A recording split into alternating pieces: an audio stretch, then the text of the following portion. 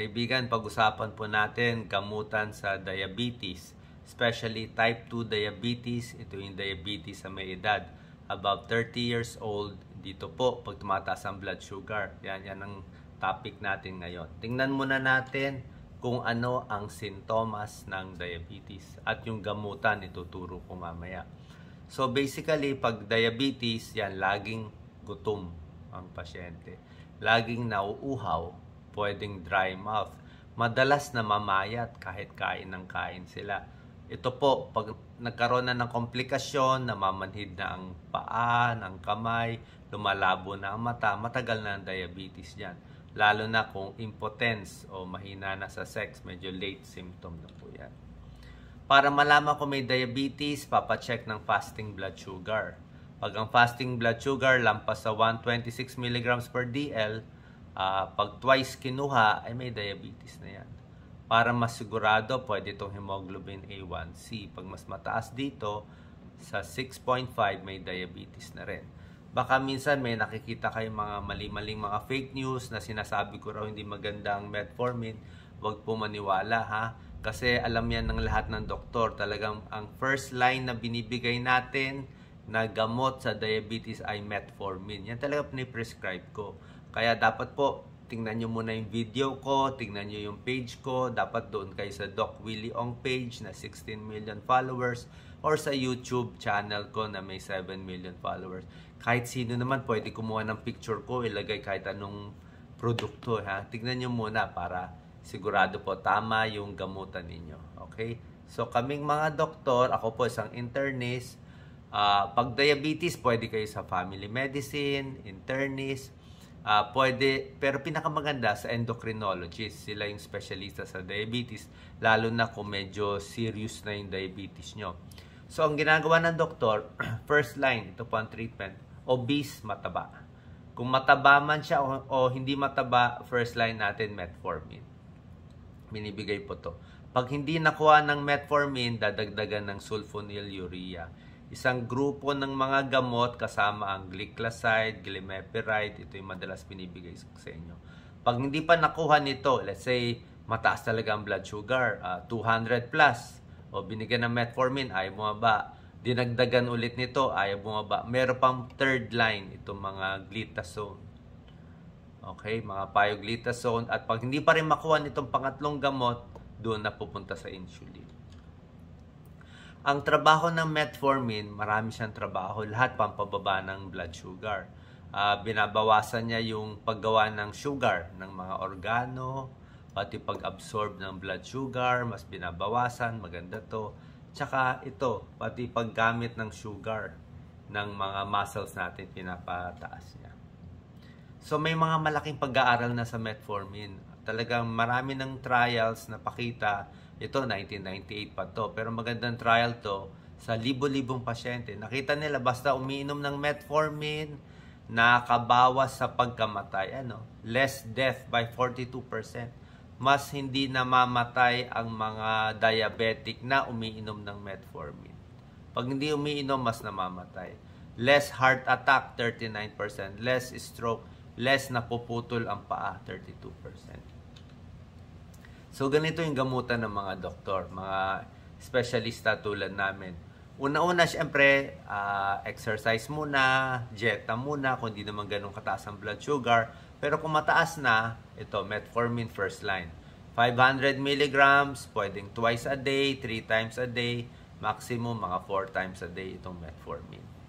Tapos, pag hindi makuha, mataas pa rin ang blood sugar. Gusto natin blood sugar, mga 120, kung makuha nyo 120 o 110 ang blood sugar nyo. Pag hindi makuha nitong first na gamot, uminom na kayo ng metformin, dadagdagan ng mga sulfonylurea. Ito yung second class ng gamot, tulad ng mga glimepiride at glipizide, gliclazide, yan ang mga pangalan nila. Pag hindi nakuha nito, pangatlo itong pioglitazone. At pang-apat yung insulin. Ganyan ang step ladder treatment ng mga doktor. Ang metformin, maraming advantage. Mura lang, 'di ba? Hindi talaga walang danger na sobrang bababa yung blood sugar, the most effective. Babantayan lang syempre kung nagda-dialysis na o 'di ba? karamihan naman ng gamot, pag nagda-dialysis na, talagang hindi mo na ibibigay o ina-adjust mo na yung gamot. Kung talaga nagda-dialysis, sobra taas ang creatinine, doon mo lang hindi bibigay. Kung sirang-sira na, severe liver disease, doon mo lang hindi bibigay. Pero sa karamihan ng tao, pwede po ibigay. So, ganun yung first line natin. Ang next step, pag hindi nakuha ng metformin kasi usually, kaya niya siguro pag ang blood sugar niya, mga 150, ganyan. 150, 160, tapos mataba. Kung overweight ka kasi, isang advantage ng metformin, mas mawawalan ka ng gana kumain. So, mas papayat ka doon. Yung mga may PCOS, yung mga babae na may hormonal imbalance, overweight sila, metformin din na binibigay. Tapos, ang pinaka-side effect lang, siguro, pag baka sumakit ang tiyan konti, medyo makabag, medyo mahangin. Pag sa umpisa, baka medyo magtatay konti. Pag hindi pa sanay, pwede naman kainin with meals yung tableta. So, ang second line, ito yung mga sulfonylurea. Ito yung parang class. Yan ang pangalan ng grupo ng mga second na gamot para sa diabetes. Ito yung mga sulfonylurea. Dati itong mga pangalan, ito nung kapanahunan ko may glibenclamide pa, di ba? Pwede pa to, luma. Kumbaga sa iPhone 1, iPhone 2, iPhone 3. Ngayon mas bago na tong glimepiride, mas bago, mas magaganda na. So lahat ito may pangalan na may "ide" sa dulo, ang generic under sulfonylureas. Ang trabaho niya, paano niya pinapababa yung blood sugar? Ito yung pancreas natin, meron tayong mga beta cells na natitira na gumagawa pa ng insulin. Hindi pa totally sira ang lapay o pancreas Kaya kaya pa niya maglabas ng insulin. Ang trabaho nitong tableta, itong mga gliclazide, glimepiride, yung mga brand name nila, mga Diamicron, nilalabas niya pinipilit niya maggawa pa ng insulin. Ang pancreas, pinipilit niya gumawa para bumaba ang blood sugar. Okay? Pwede naman to inumin ng mga pasyente. Wala naman talaga gaanong mga side effect. Binabantayan lang syempre kung uminom ka ng alak. Kung alcoholic naman malakas ka uminom ng alak, karamihan ng gamot nagugulo yung dosis di ba? Kaya sabi ko nga, pag uminom kayo ng gamot, kahit anong sakit, hinay-hinay sa alak. Ang steroids nakakataas ng blood sugar, so medyo i-adjust natin. So expect mo tataas. Lalo na kung nagkakasakit, tataas din yung blood sugar. Bukod sa gamot, sabi ko nga, first line ko lagi tinuturo pagkain na hindi gano'n nakakataas ng blood sugar tulad ng ganito. Diba, mga gulay, exercise, magpapapaya tayo, bawas stress, tsaka tulog. Ito muna. Kung ang blood sugar nyo mga 140, 150 lang, baka makuha na nito. Wala nang tableta. Pero kung mas mataas pa, lalo na kung overweight kayo, lalo na kung matigas ang ulo, alam ko naman mga diabetic matigas ang ulo, kailangan ng gamot in the end. Pero anyway, ito yung mga natural remedies natin. Exercise, napakahalaga. Tamang pagkain, tuturo ko sa inyo. Tulog, positive thinking lang. Iwas sa matatamis. Tubig na lang.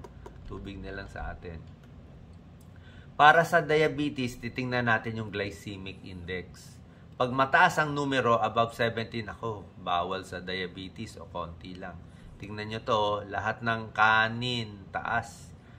White bread, 100. Bagel, 103. Lahat to, baked potatoes, french fries, 85. Yan ang pampataas ng blood sugar. Konti lang kakainin. Gusto natin itong mga low. Low ang pampababa ng blood. Sino mo lahat ng gulay low? 15 lang.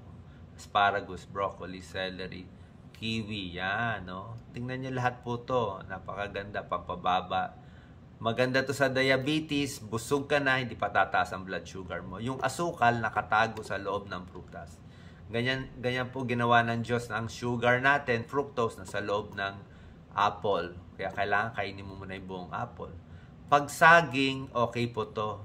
Tamang hinog, wag overripe. Pag overripe, nakakataas ng blood sugar. Yan, orange. Very healthy. Potassium para sa mga nagka-cramps. Pears, pwede ito sa mga nagtitibi, constipated. Strawberry, very healthy. Huwag na lagyan ng maraming asukal.